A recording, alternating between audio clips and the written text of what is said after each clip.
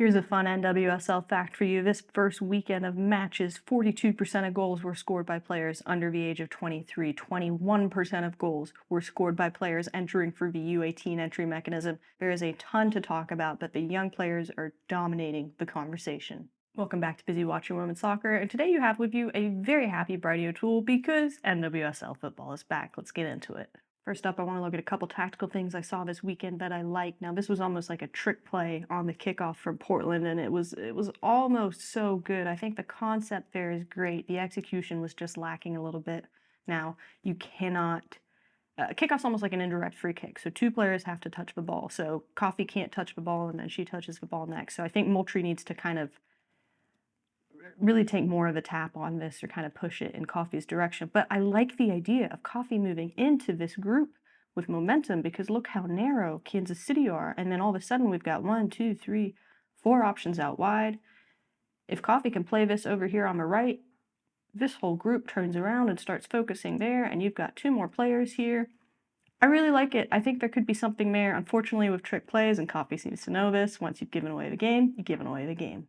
I loved this set piece from Racing Louisville. They had the most headed goals in the league last year, and this is not a headed goal, but we're going to see how they intend to continue that trend.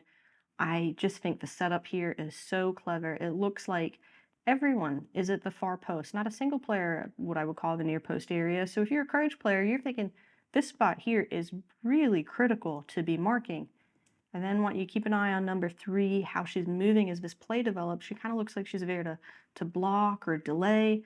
All of a sudden, she's the receiver. Ball comes to her. It gets tapped in. It's just a great design, but the real smart part for me is that the vast majority of set piece goals are scored on the second opportunity.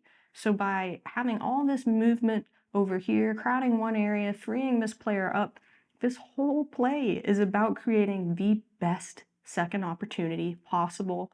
Really, really great design, well executed, very, very cool stuff from Racing Louisville. The last thing that stood out to me, maybe I'm being a bit of a homer here, but I was just shocked by the San Diego Wave midfield. There was such a strong desire to turn and go, and I really feel like I was watching every midfielder hold that instruction in their head and really force themselves to turn around and play.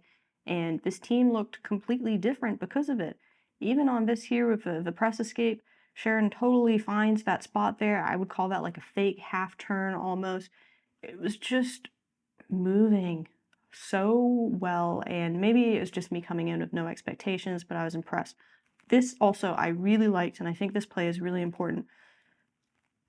There were very, very few times that I would see the midfielders play with their back to goal like this, right? We're not doing hold up play. We're trying to be direct. We're trying to move quickly. So on the odd occasion that they can't do this, they're using this really cool, I'm going to call it like a breakout pass or a bump pass, that they'll essentially send it back and then move out, break out from that position really quickly. Severe bumps it up, breakout pass.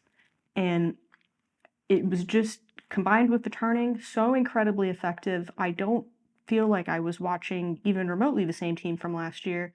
It's a very big stylistic change, but I loved it, absolutely loved it. Moving on to players, there were so many players that stood out to me this weekend, but the first one to pop up on my radar was Chloe Ricketts. So she came into the league through the U18 entry mechanism. This is now her 3rd season with the Washington Spirit. I really liked on this clip her positioning, her pacing. It's just very mature. I think she has a really great understanding of the spacing, holding that space, maintaining her positioning. But the pacing is a big thing too, knowing when to come, when to step back. I just really like how she helps facilitate this. Her off-ball movement, just incredibly mature. Right here, she picks up the cue from Hal Hirschfeld. There is a bit of an opportunity to go, helps create that. Really good job protecting the ball. She's going to take a little bit of extracurricular contact there, and then ball goes in. So she's helping out on that first one for sure.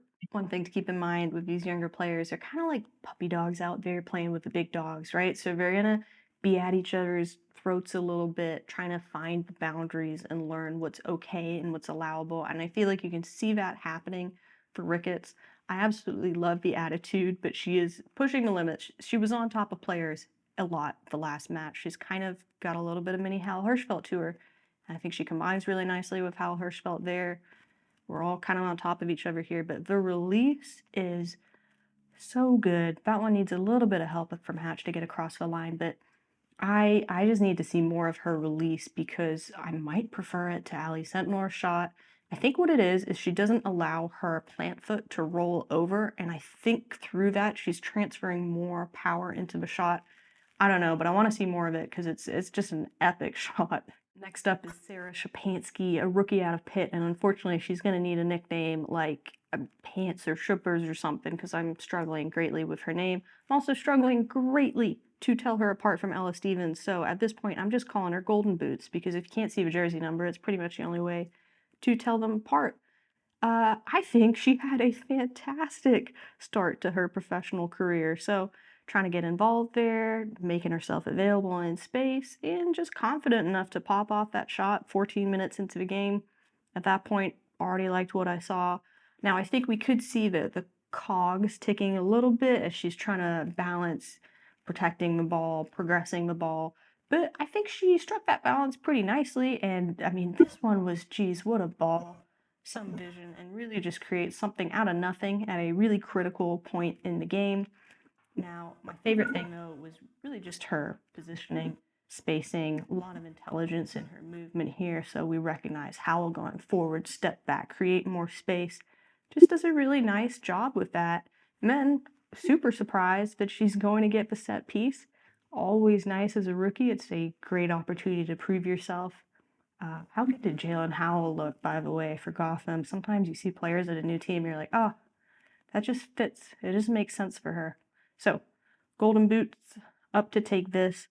Now, the ball does take a while to come down, but check out the spin on this thing. The spin, the rotation is insane. I think that's part of what makes it really difficult to clear.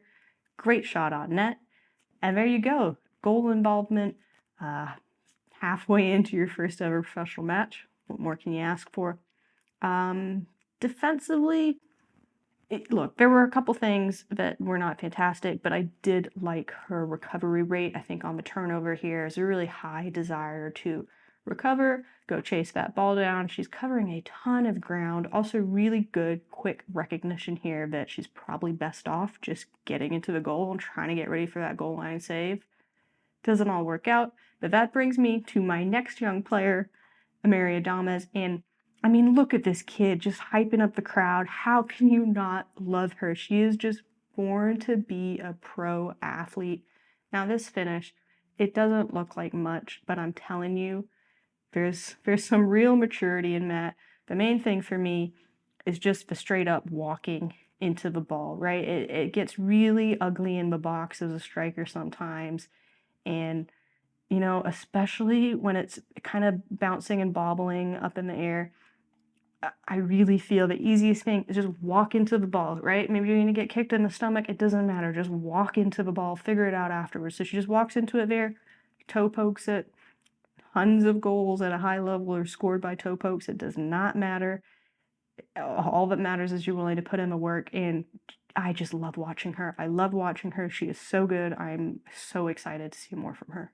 The last player I want to take some time to highlight is Riley Jackson, part of that very successful under-20 Women's World Cup team, but she's also been with the North Carolina Courage for 3 seasons, right? So she has come in through that U entry 18 mechanism. She came in at 17, but now at 19, she's looking ready to start, ready to contribute.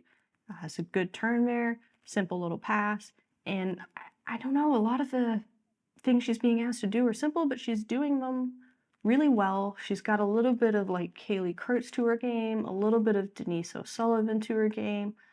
It is not that easy to come into this league and do the simple things right, okay? It's just not. And she's looking like she's not out of place at all. The other thing that really gets me is the other young players I've covered today have been forwards, but she's playing the defensive mid role. And admittedly, as a forward, I will say this, I think the job gets harder the further back you go. So the fact that I've got defensive highlights for her too, I think that's a big deal. I think she's being asked and trusted to do a lot here. It's a really good clearance there.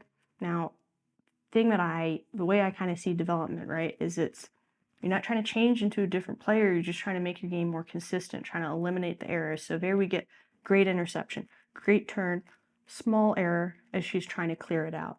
But what I really liked about this particular clip is I feel like you can just kind of see the development in real time. So has an opportunity there, is a little bit more protective with the ball that time. So this is a player that's, clearly taking the most out of her opportunities.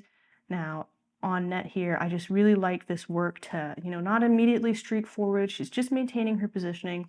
And that goal is purely from having the discipline to maintain her positioning. I also love this because it's a quick celly, and then it is just back to business.